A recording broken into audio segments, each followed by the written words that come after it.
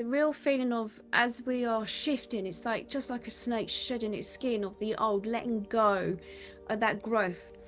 I used to keep snakes. I remember when my snake was growing, they literally, it burst out of its seams, it burst out of its skin. It had to slowly take it off the shed, the skin.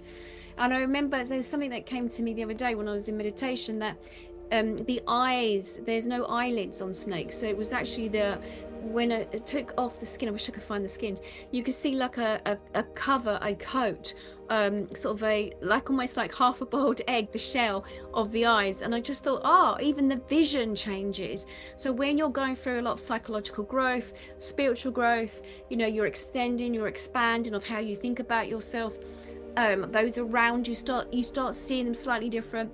That lens changes, your lens of the world changes totally. And so when they were showing me this, they was also saying, thank you, they said thank you. They were saying to me that when you are aware of that change, and when you allow yourself to go for the discomfort and acknowledge the discomfort is just growth, there is such thing, I think they said, growing pains. When you allow that discomfort of that growth to go through that, then you then are in the flow. You sort of allow yourself, it is like to lay back as if you're floating on the ocean, sort of to lay back and to float in the ocean, just to allow it to take you where it needs to go to, because then it's the least path of resistance, and that takes you to where you need to actually go to. But there's this of letting go of our old self. Sometimes that's the hardest thing. There's this saying of the dark night of the soul. It feels very much like that. We crack, and then we're going through this great change. So it's very much about letting go of what no longer is ourselves. Okay, thinking. I've brought this before. They're showing me again. Some of you have heard this before from me, but this obviously is not a real acorn. But with an acorn, the large oak tree, the acorn, if it could consciously be aware of itself, is an acorn.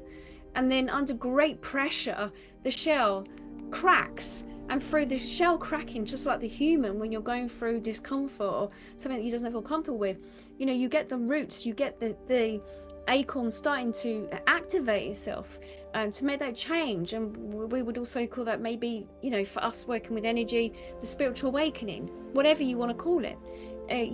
People going through psychotic, times, whatever. But that feeling of cracking or breakdown or depression or whatever it is, whatever we want to call it, it's the same thing. We start to change. And it's that period of changing, of we don't know who we really are when we're going through that change, because we are shedding the old self. We may not recognize ourselves when we're in front of the mirror and be aware of who we truly are.